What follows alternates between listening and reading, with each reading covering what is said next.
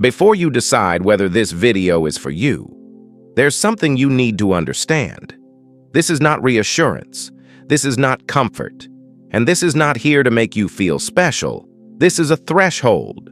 Some of you will feel unsettled within the first few seconds.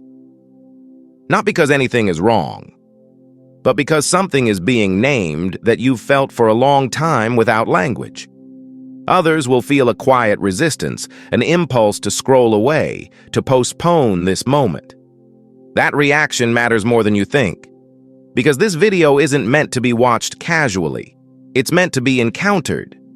If you've ever had the sense that your life has been paused on purpose, that things didn't move when they should have, that people with less depth advanced while you were held back without explanation, that certain doors never opened no matter how qualified or ready you were, stay. Not because answers will be handed to you, but because what's happening now isn't about answers. It's about position. Before we go any further, notice what your body is doing. Not your thoughts, your body. If there's even a slight tension, a tightening in your chest, a sense of, this feels important, but I don't know why, I want you to pause and type, I'm still here in the comments. Not for engagement, for orientation. Because moments like this are not random. They don't repeat often, and they don't wait for certainty. Now let's clear one misunderstanding immediately. You are not being hunted. You are not being punished. But you are also not invisible anymore. There comes a point, in every system, when something anomalous appears. Not loud enough to disrupt the structure, not polished enough to be celebrated, but resilient enough that it doesn't collapse under pressure. That's when attention begins. Not admiration, not trust. Attention. And attention always precedes repositioning. This video will not tell you who is watching. It will not tell you exactly when things shift, and it will not give you instructions you can follow safely. What it will do is show you where you are in the sequence, and once you recognize that, you don't get to unsee it. Some of you will finish this video changed, not emotionally, but structurally. Others will leave halfway through feeling uncomfortable without knowing why. Both outcomes are accurate. But if you're still here, I understand this. This isn't a message you consume. It's a moment you either step into or let pass. And windows like this do not stay open. What you are experiencing right now did not begin today. This moment was not triggered by this video, the title, or the timing of when you clicked play. Those are surface events. What you are stepping into has been scheduled for a long time. Most people move through life believing momentum is random. That opportunity appears when luck decides, when effort is noticed, or when conditions improve. That belief only holds for systems designed for the average. You were never moving on that timeline. Your life has followed a pattern that doesn't make sense if measured by speed. Progress came late. Recognition lagged. Openings appeared, then vanished. And often, just when things should have accelerated, but they stalled. Not collapsed, stalled. That distinction matters. Collapse is failure. Stalling is containment. When something carries consequences beyond itself, systems do not allow it to move freely. They slow it down. They test its stability. They observe what happens under delay, under silence, under pressure without feedback. Most people deteriorate there. They become bitter. They compromise. They reach for shortcuts. But you didn't. That's why this isn't a lucky break moment. It's a release point. There is a difference between waiting because you're unready and waiting because the environment isn't prepared to receive what you bring. One is personal. The other is structural. You've been living in the second. The waiting wasn't passive. It was formative. Every delay stripped something unnecessary. Every closed door removed an alignment that would have locked you into a smaller lane. Every period of being overlooked forced you to develop internal coherence instead of external validation. That's why the timing feels strange now, Because when a scheduled moment arrives, it doesn't feel celebratory. It feels pressurized. There's a quiet sense that something is moving, but without clear instructions. A tightening awareness that what worked before won't work anymore. A subtle understanding that hesitation now carries a different cost than it used to. This is not coincidence. Scheduled moments don't announce themselves loudly. They announce themselves through constraint. You may notice fewer options, but clearer ones. Less noise, but more consequence. Less tolerance for drifting. That's not punishment. That's alignment becoming time-bound. And here's the part most people misunderstand. Being chosen doesn't mean being preferred. It means being positioned. Positioned where your actions ripple further, where your indecision has weight, where delay is no longer neutral. This is why the window matters. Not because something magical is about to happen, but because the system has finished observing. What happens next isn't about potential anymore. It's about response. And once a scheduled moment passes, it does not reset. It simply moves on with or without you. When people hear the phrase, "someone is watching you," the nervous system reacts before the mind does. Suspicion, threat, judgment. That reaction is understandable, but it's inaccurate. Suspicion is loud. It announces itself. It demands explanations and produces pressure meant to extract mistakes. What you're experiencing is quieter than that. Systems do not investigate what they consider insignificant. They don't monitor what has no consequence. Investigation is reserved for threats, errors, or liabilities. Attention is different. Attention is drawn to irregularities, to things that do not behave the way models predict. Most people follow a predictable arc. When delayed, they weaken. When overlooked, they become careless. When pressure accumulates without reward, they break pattern, often in visible ways. But you didn't. You absorbed delay without collapsing your structure. You endured silence without sabotaging yourself for relief. You remained intact without becoming rigid or resentful. That combination is statistically rare. And rarity doesn't trigger suspicion. It triggers interest. This is why there has been no confrontation, no accusation, no moment where you were called in and questioned. Instead, there's been a sense of being noticed without being named. Moments where certain actions feel heavier than they used to, where neutrality no longer feels neutral, where choices seem to carry consequences faster, even without explanation. That isn't danger. That's relevance. You're not being watched because you failed. You're being watched because your behavior under constraint revealed something most systems don't encounter often. Stability without compliance. Endurance without erosion. And when a system encounters that, it doesn't react immediately. It observes. Because observation is how systems decide what can be trusted with weight. And weight, once assigned, changes everything that follows. Observation is never the final stage. It is a holding pattern. Systems observe when they are deciding where to place weight next. Not whether something is valuable, but whether it can carry consequence without distortion. That's the difference most people miss. You are not being observed to see if you fail. You're being observed to see what changes when pressure increases. Observation looks at patterns over time, not moments. How you behave when no one is watching, until suddenly they are. How you move when there's proximity to power, but no access. How you respond when recognition feels close, then recedes again. Most people reveal themselves here. They rush. They over-explain. They reach for visibility before coherence is established. But observation isn't interested in speed. It's interested in stability under constraint. This is why the pressure you feel now doesn't come with instructions. No feedback, no confirmation, no reassurance. That's intentional. When a system prepares to reassign someone, it removes external signals and watches what remains. Does the person maintain alignment without applause? Do they keep precision without supervision? Do they hold their center when outcomes are uncertain? If the answer is yes, observation ends, not with an announcement, but with repositioning. This is where many people misunderstand what's happening to them. They think something is about to happen to them. In reality, the system is deciding what to move them into, and reassignment is never negotiated.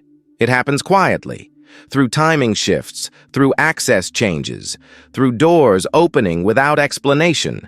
Once this phase completes, you do not return to invisibility. Because reassignment doesn't elevate status first, it increases expectation. And expectation, once applied, does not get withdrawn. Observation is the last moment before that weight is placed. And that's where you are now. The part that hurt the most was never the delay itself. It was who stood close enough to slow you down. This wasn't an attack from the outside. It wasn't opposition you could see coming. It came from proximity. From someone positioned near your momentum, your information, your access. And that's why it cut deeper. Because betrayal doesn't wound through force. It wounds through distortion, support on the surface, interference underneath. Concern used as a mechanism to redirect timing, dilute perception, or soften your edges just enough to slow movement. What made it painful wasn't malice. It was misalignment combined with access. This wasn't someone trying to destroy you. It was someone who could not remain neutral in the presence of your trajectory. That distinction matters. People often assume betrayal requires intention, jealousy, cruelty, calculation. Sometimes it doesn't. Sometimes it emerges from insecurity meeting proximity. From someone realizing quietly that if you move forward fully aligned, their position becomes unstable. Not because you threaten them, but because your coherence exposes contrast. So interference doesn't come as confrontation. It comes as delays framed as caution, doubt disguised as protection, information filtered for your own good. And because it doesn't look hostile, you question yourself instead of the pattern. That's where the pain deepens. You replay conversations. You rationalize behavior. You give the benefit of the doubt longer than you should. Not because you're naive, but because proximity creates trust, and trust lowers defenses.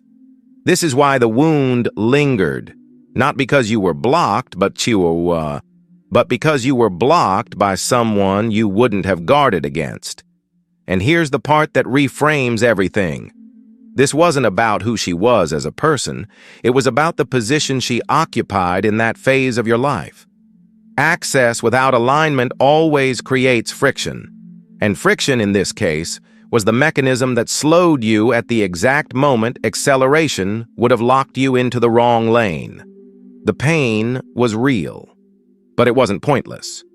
It marked the point where proximity stopped being safe, and discernment had to begin. What matters now is not who she was. Now, what matters is what function she served.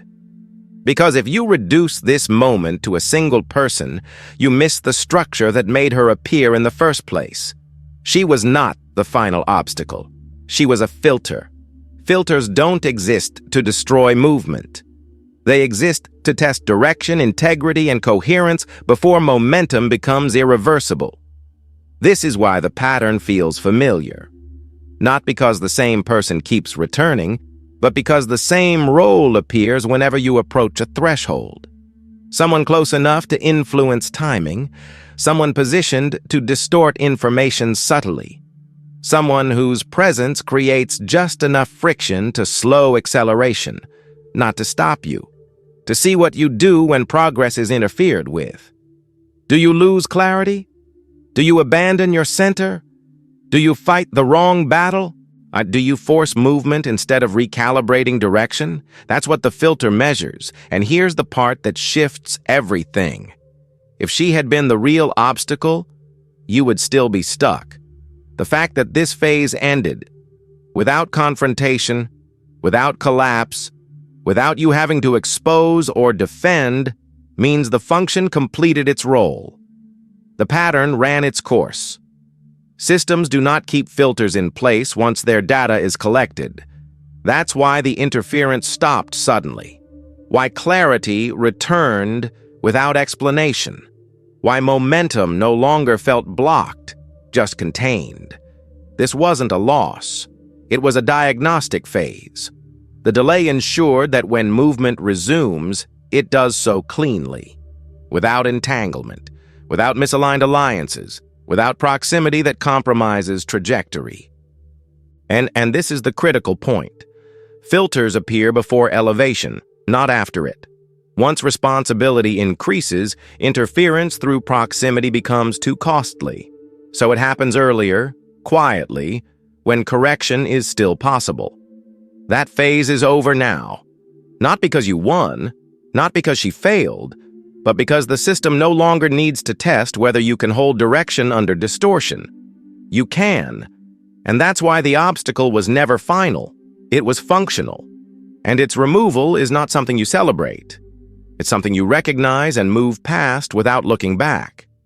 When truth begins to surface, the instinctive reaction is to assume it's for retaliation. Exposure feels like a weapon, a correction, a long-delayed opportunity to balance the scales. But what's happening now is not revenge. Revenge requires intention. It requires emotion. It requires participation. This does not.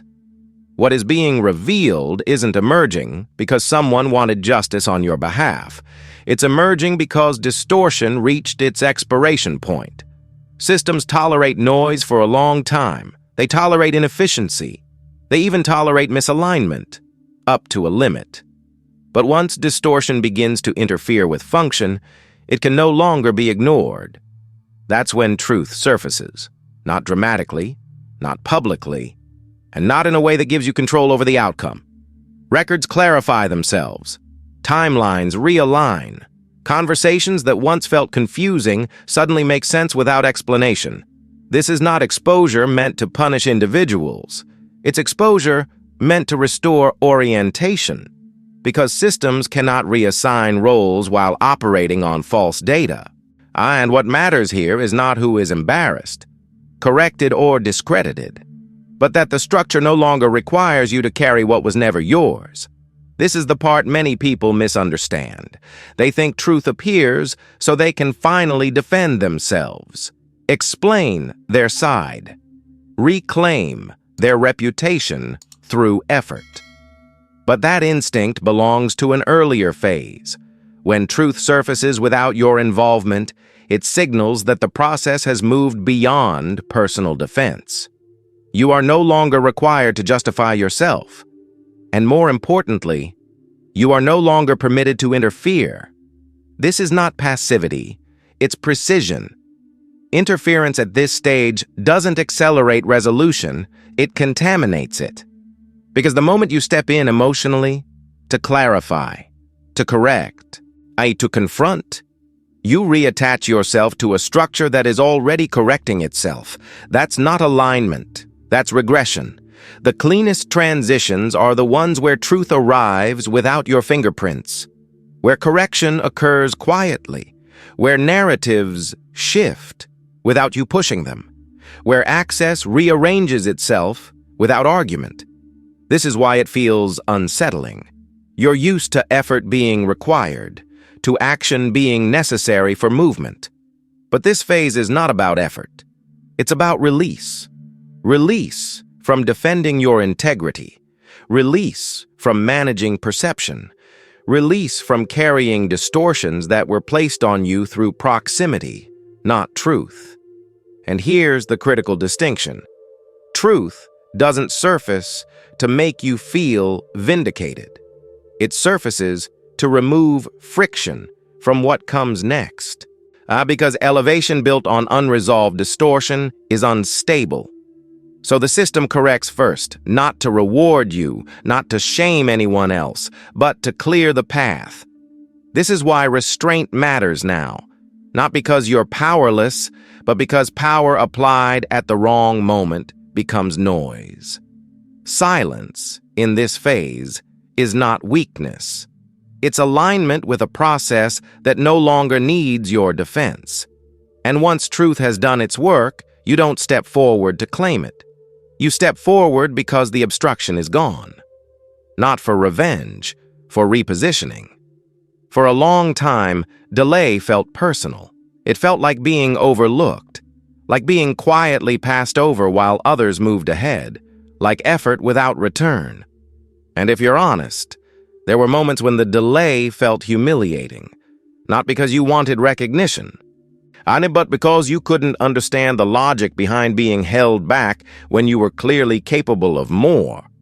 But here's what becomes visible only in hindsight. The delay was never a verdict on your worth. It was a containment strategy. Rejection pushes people away. Protection holds them in place. What you experienced wasn't doors slamming shut. It was doors never fully opening, not because you weren't ready to walk through, but because what waited on the other side would have locked you into the wrong structure permanently. This is the part most people don't want to hear. Some opportunities are dangerous when they arrive too early, not because they fail, but because they succeed in the wrong context. Had momentum accelerated when you wanted it to, you would have been required to compromise clarity for access, trade discernment for speed, accept proximity that later would have been costly to untangle. That kind of progress looks like advancement, but it creates long-term constraint. So instead, the system delayed you, not to test your patience, but to prevent premature commitment. This is why rejection never felt clean. True rejection is decisive.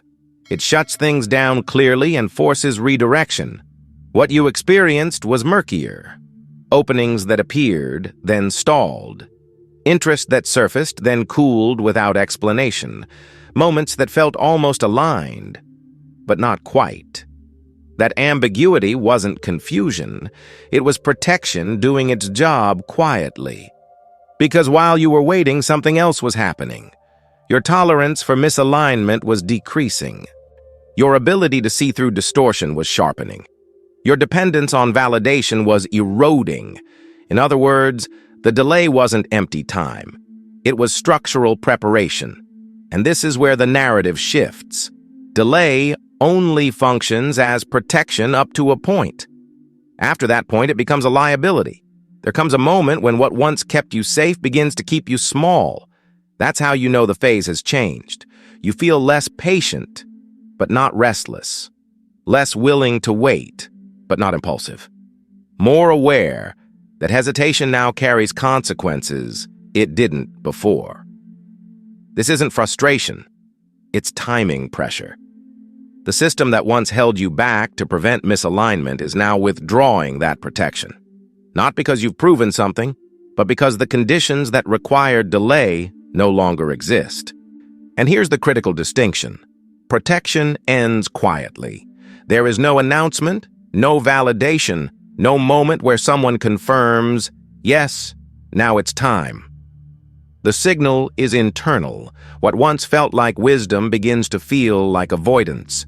What once felt like patience begins to feel like self-betrayal. That's not a moral failure, that's a phase transition.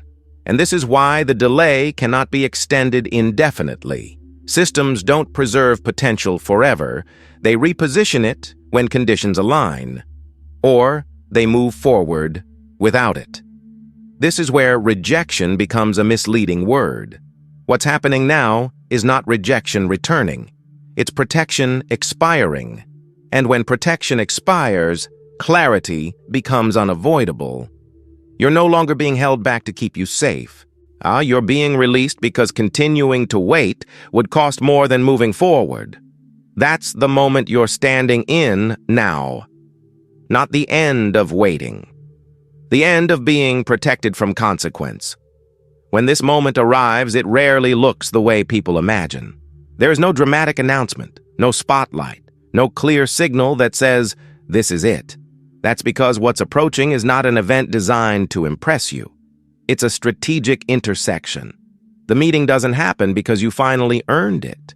It doesn't happen because someone decided to reward your patience, and it doesn't happen by chance. It happens because multiple timelines have reached compatibility at the same time. Your internal readiness, external structural shifts, and a system that no longer benefits from keeping you contained. That convergence is what creates the opening. This is why the meeting may feel almost underwhelming at first. It could look like a conversation that seems informal, an invitation framed as routine, a moment where someone listens differently than before.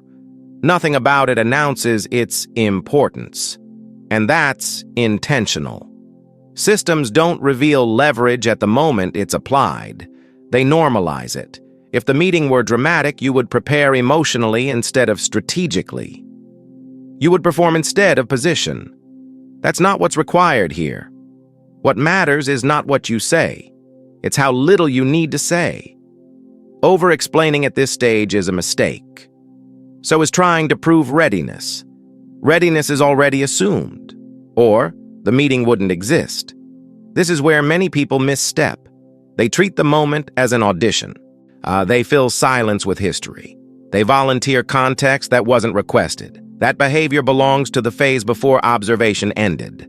This phase is different. The meeting is not about convincing anyone of your value.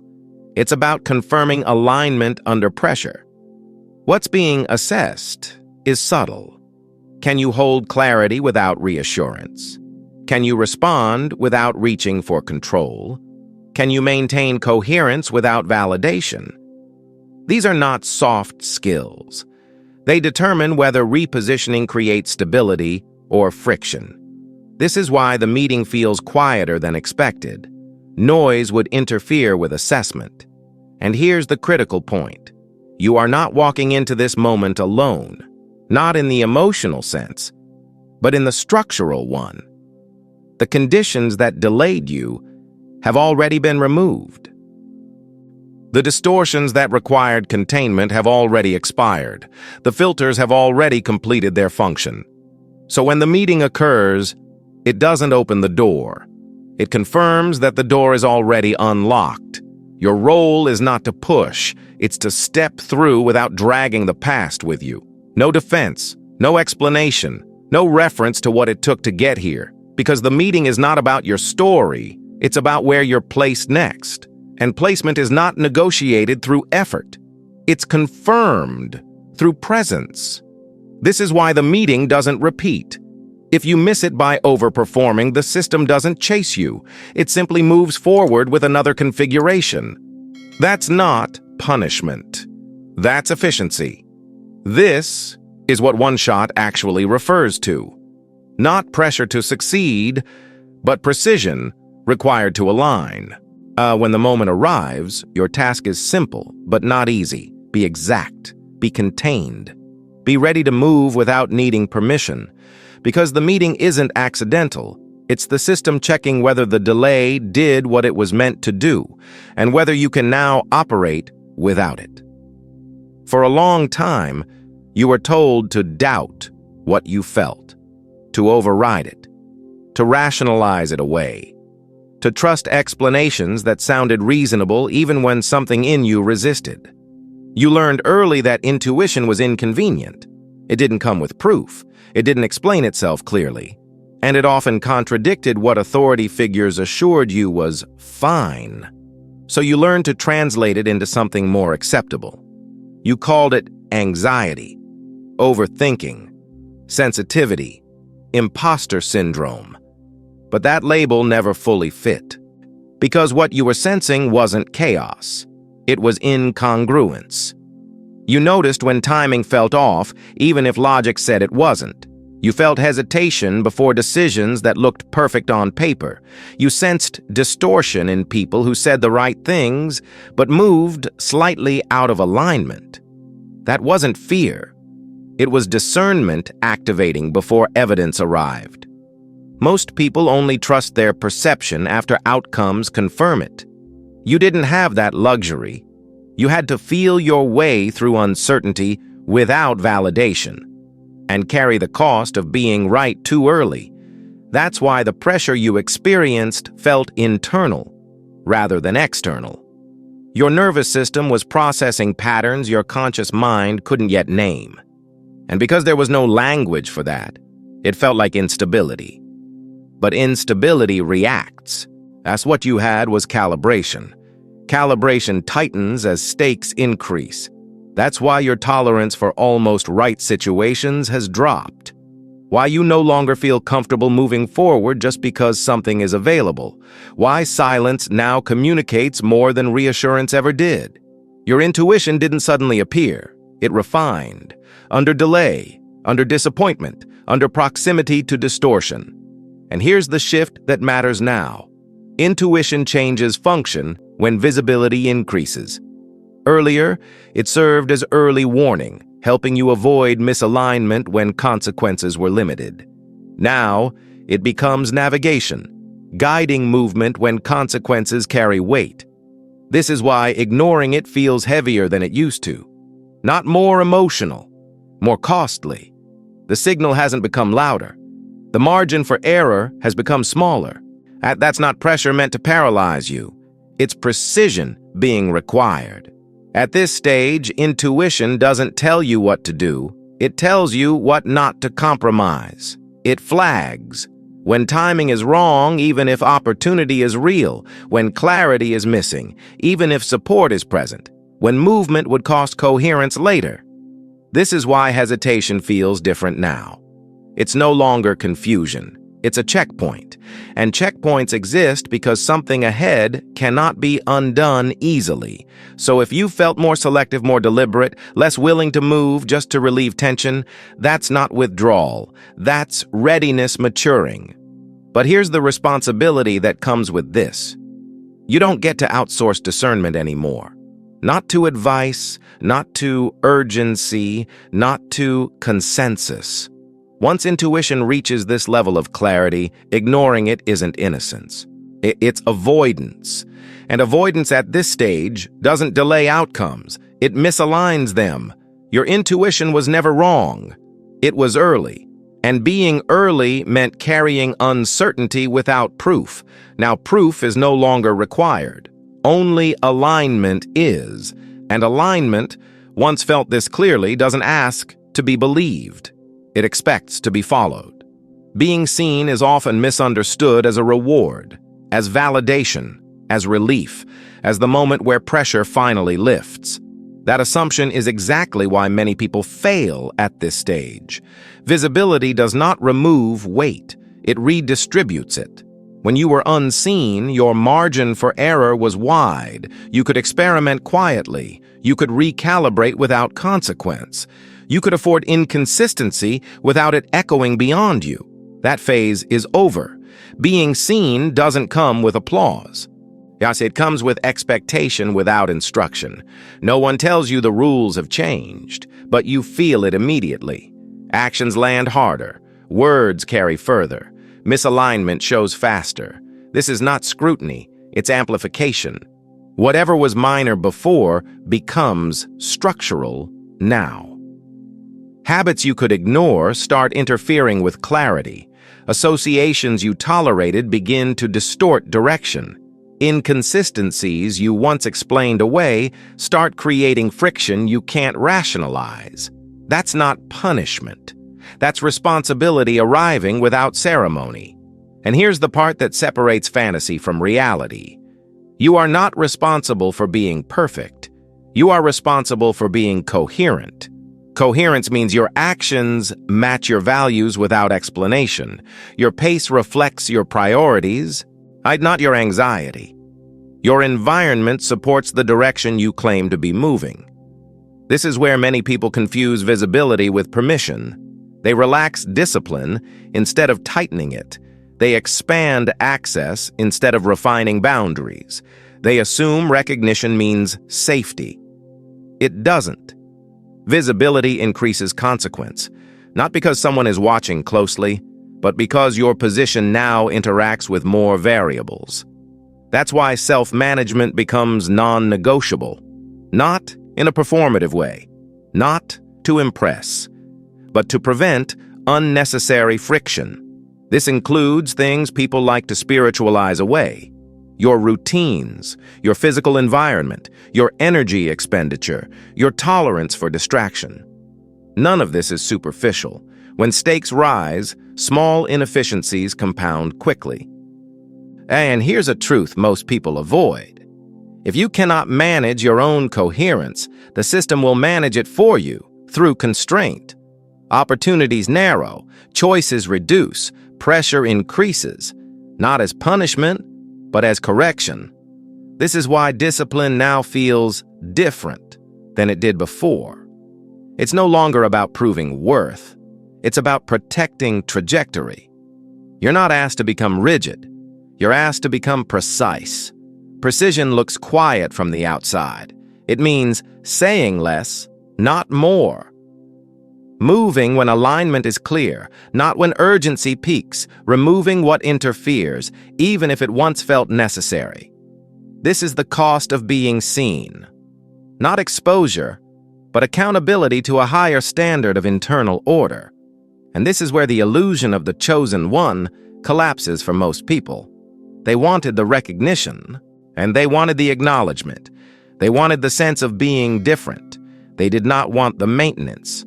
Because maintenance is unglamorous. It doesn't feed identity. It requires consistency without feedback. But this is where actual positioning stabilizes. When you can hold structure without external enforcement. When you can maintain clarity without reassurance. When you can say no without needing justification. This is not about morality. It's about capacity. The system doesn't elevate people because they feel ready. It elevates people who can carry complexity without fragmentation. Being seen is not the end of the journey. It's the moment where excuses expire. From here on, the question is not, are you worthy? It's, can you sustain alignment when no one is guiding you? Because once visibility is granted, it is rarely withdrawn. But responsibility, that's enforced. And how you respond to that enforcement determines whether being seen becomes expansion or compression. It's tempting to believe that everything up to this point was leading toward a conclusion, a resolution, a payoff, a moment where tension dissolves and clarity settles in permanently. That belief is understandable, but it's also inaccurate. What you're standing in right now is not the end of a process. It's the opening of a different one. Endings close loops. Openings change the terrain. And what changes here is not your identity. It's your relationship to consequence. Before, growth happened internally, quietly, often invisibly. You built depth without acknowledgement. You carried pressure without reinforcement. You learned discernment without instruction. That phase shaped you. But shaping is not the same as placement. Now placement begins. And placement doesn't feel like relief. It feels like exposure to reality without buffers. There is less room for experimentation, less tolerance for misalignment, less forgiveness for drifting. Not because you're being judged, but because what you do now interacts with structures larger than your personal development. This is where many people misread the moment.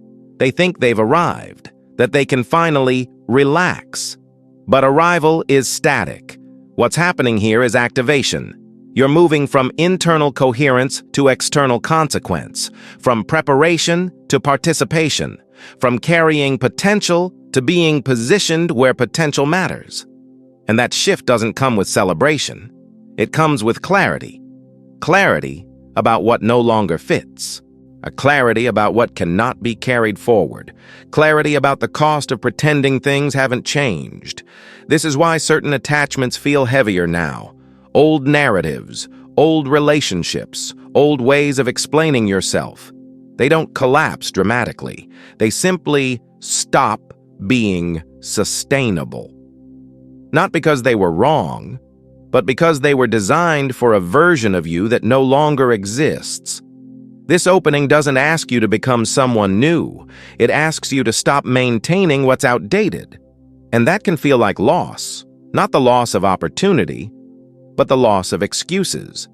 You no longer get to attribute stagnation to circumstances. You no longer get to hide behind preparation. You no longer get to wait for permission disguised as certainty.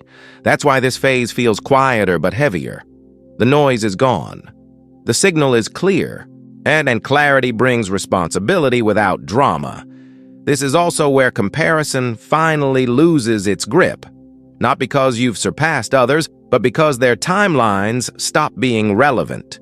You're no longer moving laterally within the same frame. You're operating under a different set of constraints. That's what an opening really is. Not a reward, a reorientation. It doesn't close the past by explaining it. It renders it unnecessary. You don't need closure when direction is established. And that's the invitation here. Not to look back and make sense of everything, but to move forward without dragging unfinished explanations behind you. This isn't the end of waiting. It's the end of waiting without consequence. From here on, movement matters. Not in volume, not in speed, in alignment. Because openings don't ask whether you're ready. They reveal whether you can move forward without needing the past to validate you, and that's the shift that defines this moment. Not completion, commencement. This is the point where most messages soften, where they summarize, where they reassure, where they tell you everything will be fine. This is not that moment. Because if you've stayed until now, it's not because you needed encouragement. It's because something in you recognized a line had been crossed. Not outwardly, internally. You're not leaving this video with new information. You're leaving with a different orientation.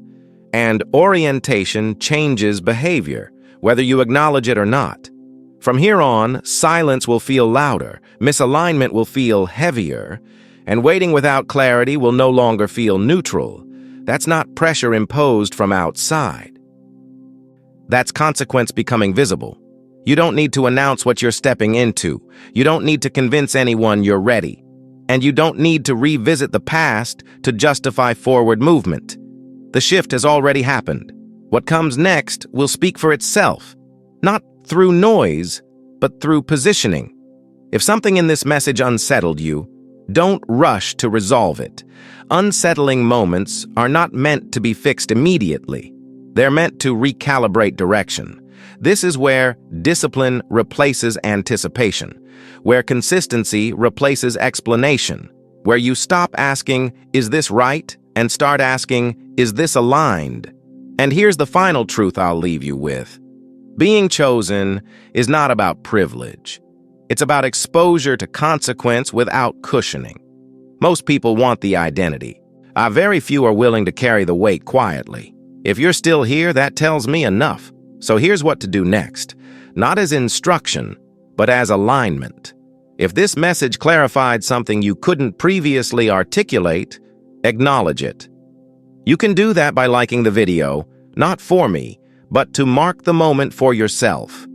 If you recognize that this isn't a one-time realization, but a sequence you're moving through, subscribe. Continuity matters more than intensity now.